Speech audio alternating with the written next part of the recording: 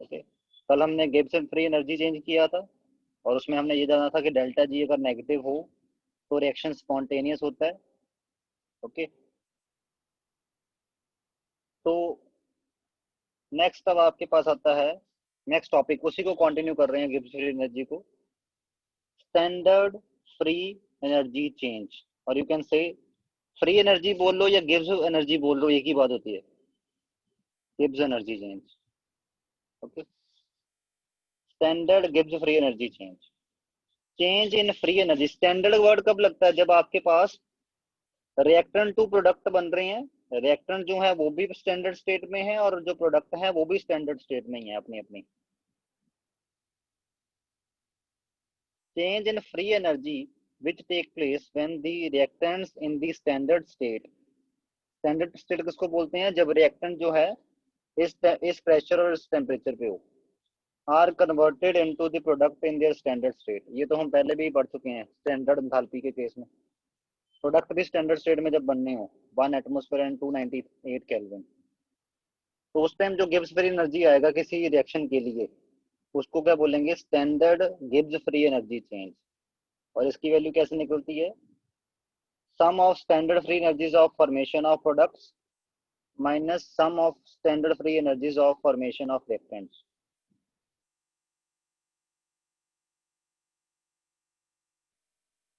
Okay, next है standard free energy of formation. ये तो हमने कहा standard free energy of reaction. Okay, energy of formation क्या क्या होगा? जैसे मीथेन की फॉर्मेशन एनर्जी का मतलब क्या है? जब आप मीथेन को उसकी कॉन्स्टिट्यूएंट एलिमेंट्स की एलिमेंटल फॉर्म से बनाओगे, जो नेचर में सबसे स्टेबल फॉर्म है उससे बनाओगे जब आप मीथेन को, उस टाइम जो आपके पास डेल्टा जी की वैल्यू आएगी that will be called as the standard free energy of formation of methane. Standard free energy of formation of a compound is defined as the free energy change which take place when 1 mole of a compound is formed from its elements taken in their standard states। उसके element से बनाना है और वो elements आपके जो है वो उनकी वो भी स्टैंडर्ड स्टेट में चाहिए। ओके, जैसे ये डिफरेंट डिफरेंट आपके पास कंपाउंड्स की स्टैंडर्ड गिव्स फ्री एनर्जी ऑफ फॉर्मेशन दी हुई है। जैसे कैल्शियम कार्बोनेट कैसे बनता है? Calcium plus carbon plus 3/2 oxygen, this will give you the 1 mole of calcium carbonate. इस टाइम ये एलिमेंटल फॉर्म हो गई। ओके, और स्टैंडर्ड स्टेट पे ली हुई है हमने। और ये भी जो कैल्शियम कार्बोनेट बनाया ये भी स्टैंडर्ड स्टेट पे बनाया। उस टाइम जो आपके पास एनर्जी चेंज आएगा Gibbs free energy change delta G, that is called as the Gibbs free energy of formation of calcium carbonate. तो ये डिफरेंट डिफरेंट कंपाउंड्स के लिए उनकी गिब्स फ्री एनर्जी की वैल्यू दे रखी है। अब ये वाला टॉपिक इंपॉर्टेंट बहुत है, free energy change and chemical equilibrium. हालांकि केमिकल इक्विलिब्रियम हमारा नेक्स्ट चैप्टर है। ओके, बट एक कंसेप्ट है जो उसको हमने गिब्स फ्री एनर्जी की चेंज में समझना है। ओके, सबसे पहले ये जानते हैं कि what is the equilibrium reaction. Equilibrium reaction कौन सी होती है? जैसे मान लो आपके पास रिएक्शन है A plus B is giving C plus D. Okay, and under same set of condition, उसी कंडीशन पे C plus D can give A plus B back. Okay, तो इस तरह के रिएक्शन को बोलते हैं रिवर्सिबल रिएक्शन। रिवर्सिबल रिएक्शन कि रिएक्टेंट रिएक्ट होके प्रोडक्ट बनाते हैं और product under same set of condition react करके दोबारा से रिएक्टेंट बना सकते हैं। ऐसे रिएक्शन को बोलते हैं रिवर्सिबल रिएक्शन। और जब रिवर्सिबल रिएक्शन में रेट ऑफ फॉरवर्ड रिएक्शन और rate of backward reaction equal हो जाता है, rate of forward reaction is equal to rate of backward reaction, मतलब जितनी स्पीड से रिएक्टेंट रिएक्ट होके प्रोडक्ट बना रहे हैं उतनी ही स्पीड से प्रोडक्ट बैक रिएक्ट होके रिएक्टेंट बना रहे होते हैं। जब ये रेट इक्वल हो जाता है उस सिचुएशन को बोलते हैं रिवर्सिबल रिएक्शन में। जब rate of forward reaction and rate of backward reaction equal हो जाए उस सिचुएशन को बोलते हैं equilibrium stage. Okay, clear? It means equilibrium जब आता है तो होता क्या है, फॉरवर्ड रिएक्शन भी हो रहा होता है बैकवर्ड रिएक्शन भी हो रहा होता है, बट दोनों इक्वल रेट पे हो रहे होते हैं। इसलिए जब भी इक्विलिब्रियम अचीव हो जाए तो ना तो रिएक्टेंट की कंसंट्रेशन उसके बाद चेंज होती है, जैसे मान लो 1 ग्राम से शुरू किया था आपने ए से, ए का 0.5 ग्राम जब आया तब इक्विलिब्रियम आ गया, तो अब 0.5 ग्राम चेंज नहीं होना, रिएक्शन अभी भी चल रही है, पर जितना इसमें से ए रिएक्ट होके प्रोडक्ट में कन्वर्ट होगा उतने ही प्रोडक्ट दोबारा से बैक रिएक्ट होके उतना ही ए बना देंगे जो रिएक्ट होगा, तो ओवरऑल ए की जो अमाउंट है वो 0.5 फिक्स हो जाएगी। इक्विलिब्रियम अचीव होने के बाद किसी भी रिएक्टेंट की अमाउंट चेंज होना बंद हो जाता है, रिएक्शन चल रहा होता है बट फॉरवर्ड और बैकवर्ड रिएक्शन दोनों इक्वल हो जाते हैं, जो इनकी स्पीड है वो इक्वल हो जाती है, जिसकी वजह से रिएक्शन तो अभी चल रहा है। ओके, रिएक्शन स्टेशनरी स्टेट में नहीं है, वो रिएक्शन चल रहा है, ठीक, बट वैसे स्टैटिक क्यों पेयर हो रहा है, फॉरवर्ड और rate of backward reaction equal होता है एट इक्विलिब्रियम स्टेज। हम इक्विलिब्रियम स्टेज को अब समझेंगे in term of free energy change. Equilibrium जब आ रहा है तो हो क्या रहा है, फॉरवर्ड रिएक्शन भी प्रोसीड हो जा रहा है उस स्टेज पे, बैकवर्ड रिएक्शन भी प्रोसीड हो जा रहा है, मतलब दोनों रिएक्शन स्पॉन्टेनियस है। ये कैसे हो सकता है कि फॉरवर्ड रिएक्शन भी स्पॉन्टेनियस है, बैकवर्ड रिएक्शन भी स्पॉन्टेनियस है? ऐसे होता है ना, अगर मान लो हमने क्या बोला था last time, A plus B is going to give C plus D, अगर इस रिएक्शन के लिए डेल्टा जी नेगेटिव है तो अगर इससे उल्टा रिएक्शन लिखेंगे C plus D is giving A plus B, तो उसके लिए डेल्टा जी उतना ही होगा बट पॉजिटिव, बट इसमें तो ऐसा कुछ दिखाई दे नहीं रहा, इसमें तो बोल रहे हैं फॉरवर्ड रिएक्शन भी हो जाएगा, बैकवर्ड रिएक्शन भी स्पॉन्टेनियस है क्योंकि खुद ब खुद ही है। तो इक्विलिब्रियम में ये क्या चक्कर है, इसको समझते हैं। ओके, उसके लिए ये मैं सारा एग्जांपल आपको एक बार पढ़ूंगा और साथ में साथ साथ समझाता जाऊंगा।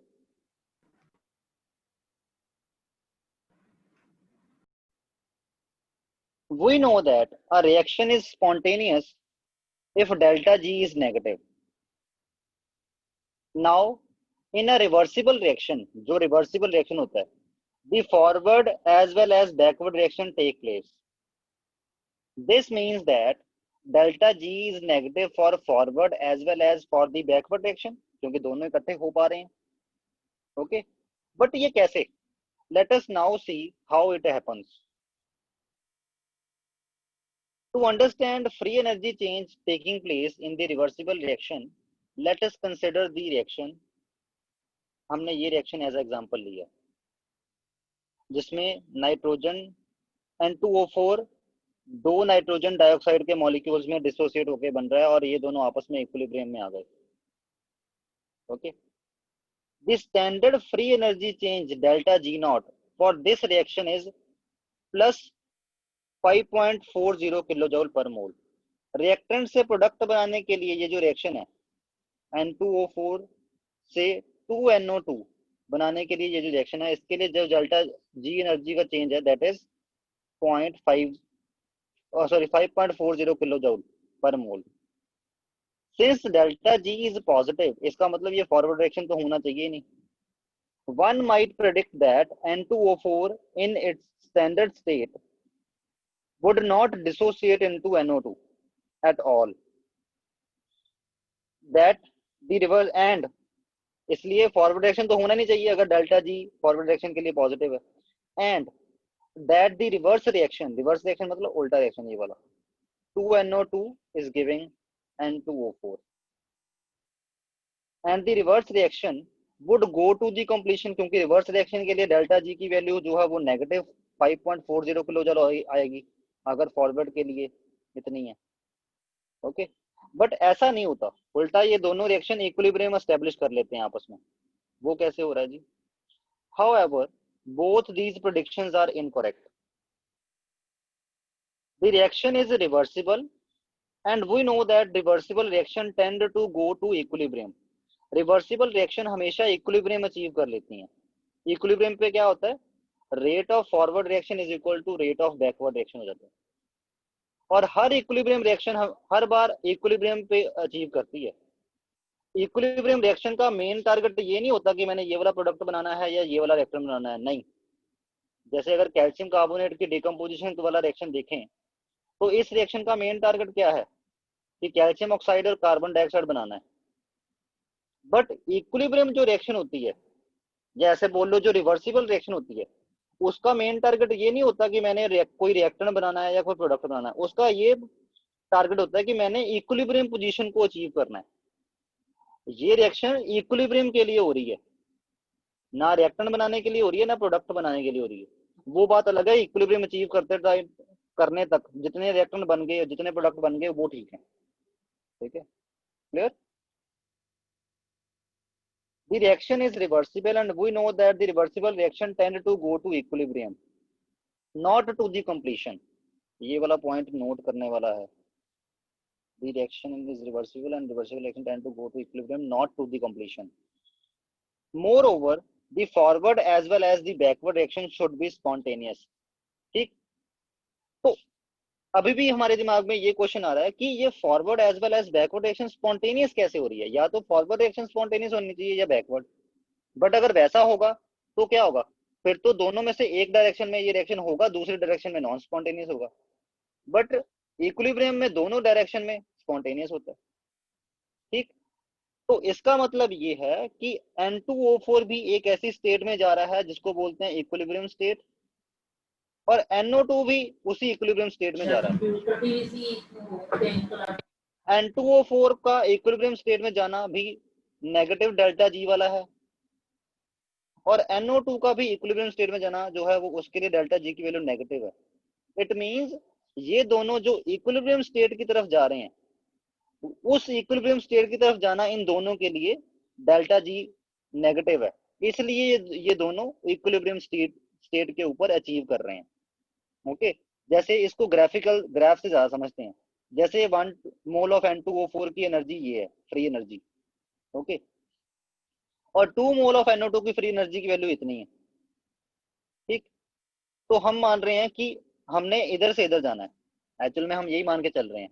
और आपको दिख रहा है कि रिएक्टेंट से प्रोडक्ट बनाने में जो एनर्जी है वो बढ़ रही है, डेल्टा जी की वैल्यू पॉजिटिव है, तो आपके अकॉर्डिंग ये रिएक्शन नॉन स्पॉन्टेनियस होना चाहिए। और NO2 से N2O4 बनाना जो है वो स्पॉन्टेनियस होना चाहिए, क्योंकि तब बी से जब ए पे आओगे तो क्या होगा, डेल्टा जी की वैल्यू नेगेटिव आएगी। बट एक्चुअल में ये दोनों ही एक दूसरे में कन्वर्ट नहीं होना चाह रहे, ये क्या चाह रहे हैं, एक इक्विलिब्रियम पॉइंट को अचीव करना चाह रहे हैं। और जो इक्विलिब्रियम पॉइंट है उस पॉइंट पे जो डेल्टा जी की वैल्यू आनी है, ठीक है, जैसे मान लो इक्विलिब्रियम पे आना भी एक तरह का कोई इंटरमीडिएट स्पीसीज है, तो ए से इक्विलिब्रियम पे आना भी नेगेटिव एनर्जी वाला ही है, क्योंकि एनर्जी डिक्रीज करके आएंगे, इसके लिए भी डेल्टा जी नेगेटिव होगा। ओके, और बी से इक्विलिब्रियम पॉइंट पे आना, इसके लिए भी डेल्टा जी नेगेटिव होगा, क्योंकि ज्यादा से कम एनर्जी की तरफ आ रहे हैं हम, कम एनर्जी की वैल्यू पे आ रहे हैं। तो इट मींस ये भी अब इक्विलिब्रियम पे आना चाहते हैं, क्योंकि इस प्रोसेस के लिए भी डेल्टा जी नेगेटिव हो गया, और ये भी अब इक्विलिब्रियम पॉइंट पे आना चाहता है, इस प्रोसेस के लिए भी डेल्टा जी नेगेटिव होता है। इसलिए ये दोनों आपस में रिएक्ट करके इक्विलिब्रियम अचीव करते हैं। और उस दौरान जितना N2O4 और NO2 रिएक्ट हो जाए, ठीक, जब इक्विलिब्रियम पॉइंट आ गया उसके बाद फर्दर चेंज नहीं होना। बस अब इसी को अब मैं थ्योरेटिकली पढ़ के समझाऊंगा आगे। The free energy of the system in which the above reaction occur at 298 Kelvin and 1 atmosphere is plotted against the fraction of N2O4 dissociated in figure, ये वाली जो फिगर बनाई हुई है। Okay, point A represent the standard free energy of 1 mole of N2O4 and point B represent the standard free energy of 2 mole of NO2, and the other point A and between A and B on the curve, ये वाला represent the free energy of the mixture of N2O4 and NO2। Equilibrium point में क्या आ रहा है, N2O4 और NO2 का mixture है। Okay, the free energy curve exhibit a minimum at position at equilibrium point E, where 16.66% of N2O4 is dissociated. The difference between the standard free energy of 2 moles of NO2 and the standard free energy of 1 mole of N2O4, which is at point A, and ये वाला at point B, delta G for the reaction will be plus 5.40 kilojoule. However, as shown in figure, the free energy of the reaction mixture at equilibrium point E, इस point पे देख रहे हैं हम reaction mixture को, is less than either of the pure reactant A or pure product B. In the present example, the point E is lowered by 0.84 kilojoule than the point A. इससे 0.84 kilojoule lower है. Okay, this means that 1 mole of N2O4 changes into equilibrium mixture, the value of delta G will be minus 0.84 kilojoule. Similarly, when 2 moles of NO2 changes into equilibrium mixture, the value of delta G naught will be equal to this, और इसमें ये वाला भी add हो जाएगा, तो total decrease, तो delta G की वैल्यू कितनी आ जाएगी, minus 6.24 kilojoule. Thus, in both the cases, the value of delta G is negative. Hence, the both process forward as well as backward reaction spontaneous. Okay, अगर मैं cut short करके बोलूं, जो pure 1 mole of N2O4 है वो भी equilibrium point पे आना चाहता है, और इक्विलिब्रियम पॉइंट पे आना इसके लिए भी नेगेटिव डेल्टा जी है इसके लिए भी, और बी से अगर आपने इस इक्विलिब्रियम पॉइंट पे आना है उसके लिए भी डेल्टा जी नेगेटिव है. तो इसलिए आप स्टार्ट पर चाहे N2O4 से करो, चाहे NO2 को 2 मोल से करो, चाहे N2O4 के 1 मोल से करो, दोनों at the end equilibrium point पे अचीव कर लेते हैं, क्योंकि दोनों से इक्विलिब्रियम पॉइंट पे आना नेगेटिव डेल्टा जी वैल्यू रखता है. Okay, that's it. That's why चाहे N2O4 से स्टार्टिंग करो चाहे NO2 से स्टार्टिंग करो, ये वाला इक्विलिब्रियम अचीव हो ही जाता है. एक्चुअल में ये रिएक्टेंट और प्रोडक्ट बनाने की बजाय, मतलब रिएक्टेंट और कंप्लीटली रिएक्टेंट या कंप्लीटली प्रोडक्ट बनने के बजाय ये इक्विलिब्रियम बनना पसंद कर रहे हैं. Okay, so this is the gives free energy change and chemical equilibrium.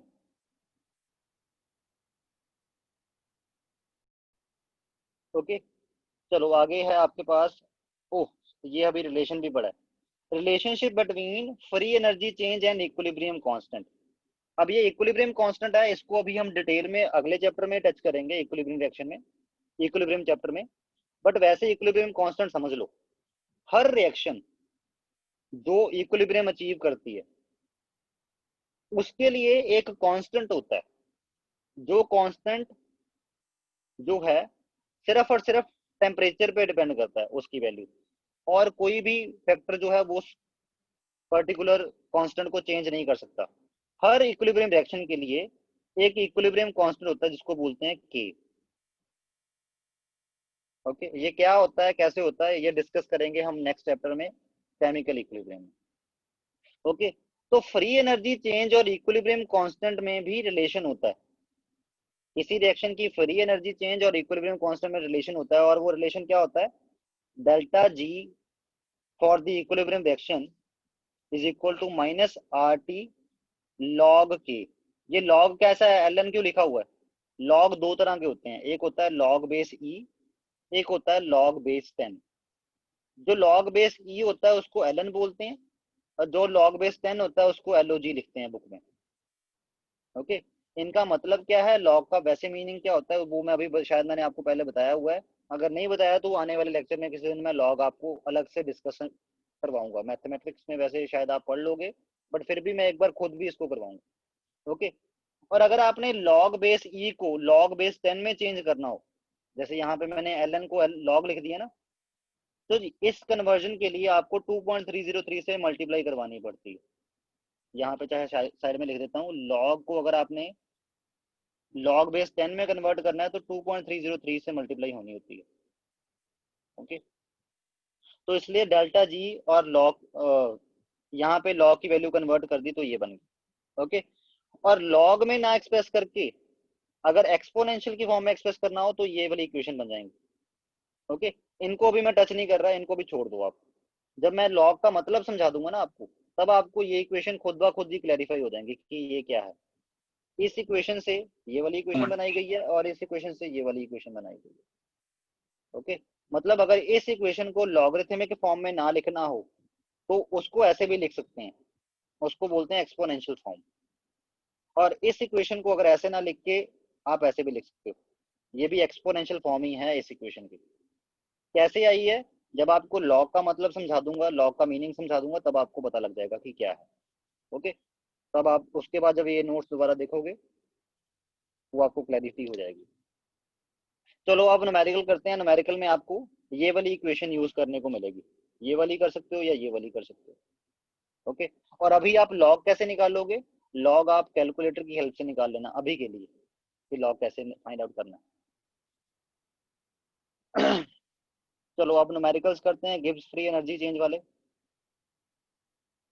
NCERT exemplar कर, एनसीईआरटी के मैं करवा देता हूँ दो, बाकी जो आपके पास दो बचेंगे वो आपका होमवर्क है। प्रॉब्लम नंबर सेकंड,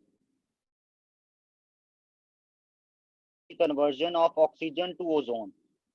ये रिएक्शन दे रखी है। इफ केपी, केपी क्या दे रखा है? इक्विलिब्रियम कांस्टेंट दे रखा है इस रिएक्शन का। For this conversion is this. Okay, इस रिएक्शन के लिए इक्विलिब्रियम कांस्टेंट दे रखा है, तो उसके लिए आपने इस रिएक्शन के लिए डेल्टा जी की वैल्यू क्या आएगी वो निकालनी है। डेल्टा जी क्या होती है? Delta G is equal to -2.303 R T log K. यही रिलेशन पढ़ा अभी हमने, बस कुछ नहीं करना, वैल्यूज पुट करनी है। 2.303 आर की वैल्यू कितनी होती है? जाउल में पुट करनी है, क्योंकि गिब्स फ्री एनर्जी का आपने आंसर जाउल में निकालना है। तो के आर की वैल्यू जाउल वाली पुट कर दी, 8.314। टेम्परेचर कितना है? Temperature 298 kelvin. ओके, और लॉग केपी, केपी की वैल्यू कितनी दे रखी है? ये रही। ठीक है, इसका लॉग करने के बाद आपका जो भी आंसर आएगा आपने कैलकुलेटर से कर लेना है लॉग इसका।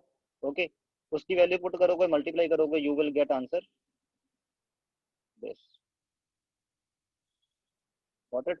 वैसे इन्होंने बताया हुआ कि लॉग ये वाला कैसे निकालना, ये एक बार मैं निकालना खुद ही सिखाऊंगा, इसको अभी छोड़ो। ठीक है, तो दिस इज इट। इसमें सिंपल कैलकुलेशन ही करनी थी, और मेरे ख्याल से अगले वाले में भी कैलकुलेशन ही है। तो थर्ड वाला छोड़ देते हैं, थर्ड वाला खुद कर लेना।